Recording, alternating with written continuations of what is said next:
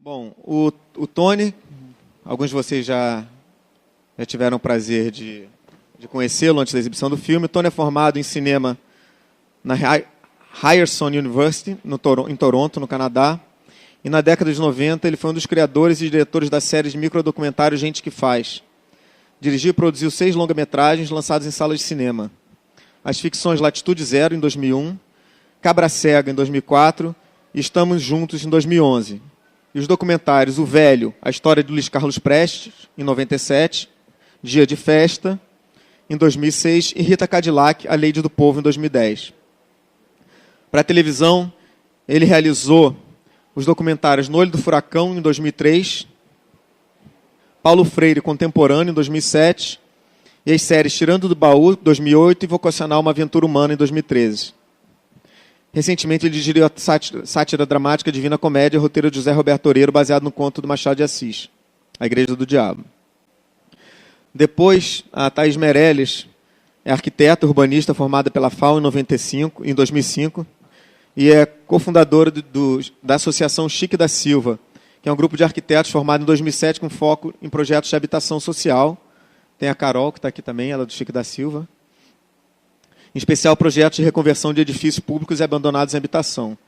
Eles fizeram projetos em parceria com diferentes movimentos sociais de luta pela moradia para edifícios ocupados, sempre com a tentativa de um processo participativo com a comunidade. E, finalmente, a última pessoa a apresentar antes da nossa conversa, a gente vai abrir uma conversa com todos, vai ser o Vitor Guimarães. O Vitor ele tem formação, ele é cientista político e ele hoje é membro da coordenação do Movimento dos Trabalhadores Sem Teto, aqui no Rio de Janeiro.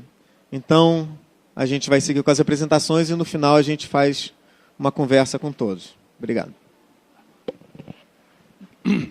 Bom, vou falar muito pouco para depois a gente conversar mais, mas eu acho que o interessante como reflexão é colocar um pouco o filme dentro da sua perspectiva histórica, porque apesar de ser só 10 anos, nós estamos falando de 2004, hoje nós estamos em 2015, muito da característica do movimento mudou. E eu não sou a pessoa mais indicada para falar sobre como está o movimento hoje. Eu acho que o Vitor vai fazer isso, por isso que nós combinamos que ele vai ser o terceiro a falar. E eu posso, assim, discorrer com muito mais tranquilidade sobre o movimento que eu encontrei na época que eu mergulhei nessa realidade, na época que eu vivi essa história que vocês viram agora, em 2004. E eu vejo que muita coisa se passou, e principalmente se passou dentro do nosso país. Com exceção em São Paulo, onde nós tivemos, de 2000 a 2004, um governo progressista, que foi o governo da prefeita Marta Suplicy. Essas ocupações representam, historicamente, a primeira vez que o movimento do sem-teto no Brasil, que eram organizações pulverizadas e fragmentadas, elas se unem numa frente única, que era o FLM, o Frente de Luta por Moradia, que eu desconheço se hoje ainda existe. Eu sei que hoje há uma coordenação de movimentos, mas não sei exatamente se a sigla é essa.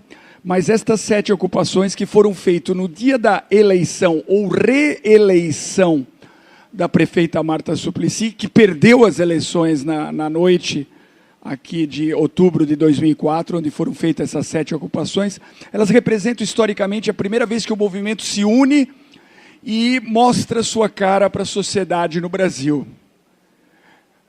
Como eu disse antes, eu já estava envolvido com eles há alguns anos, procurando formas de fazer esse filme, quando o arquiteto, o meu amigo Pablo Georgiev, franco-argentino, um portenho que mora em Paris, me procurou, e nós acompanhamos o movimento. Fizemos o filme sem condições, enfim, também era o mundo pré-high definition, e fizemos muito na raça, e trouxemos pela primeira vez essa realidade que hoje se transformou bastante. No Brasil, parcialmente pelos programas do governo Lula, e São Paulo ficou parado no tempo. Por isso que hoje o movimento é fortíssimo em São Paulo, porque a Marta Suplicy, esta prefeita, que estava tentando a reeleição no dia dessas 7 ocupações, ela perde as eleições e governos conservadores, que tomaram o poder em 2005 até 2013, quando o Fernando Haddad reassume em 1º de janeiro de 2013, não avançaram nenhum dos programas sociais para esta clientela, para este povo necessitado de moradia. Então, São Paulo, de alguma forma, a realidade da cidade de São Paulo, eu não tenho números aqui para atualizá-los, mas ela continua mais ou menos a mesma. Muitos e muitos edifícios abandonados pelos capitalistas rentistas que vivem de renda, que os interessa mais a especulação imobiliária do que transformá-los numa moradia social, e uma organização muito forte do movimento, que desemboca em 2013 com as grandes manifestações, e o novo governo de Fernando Haddad abre o Minha Casa Minha Vida, e neste momento estão sendo construídas 65 mil habitações que devem ficar pronto em 2 anos. Mas São Paulo ficou parada no tempo durante 8 anos por 2 governos hiperconservativos. Então a realidade é um pouco a mesma. A clientela mudou, o Brasil mudou, a situação social é mais ou menos a mesma, o sem-teto é o que eu chamo um pouco assim na definição marxista, o Lumpenproletariat. Ou seja, ele não é o trabalhador, ele não é o trabalhador registrado, ele é o que vive de subemprego, do trabalho informal. E hoje, em São Paulo, há uma grande massa de imigrantes ilegais, que é uma realidade que vocês, americanos, aqueles que são aqui, conhecem bem, mas uma realidade nova para nós, brasileiros, que tivemos um upgrade nos últimos 12 anos de governo social-democrata, e hoje recebemos imigrantes ilegais que vivem do subemprego. Mas o Vitor vai nos atualizar melhor do que eu. É só para dar uma ideia um pouco social dessa realidade, principalmente da minha cidade, São Paulo.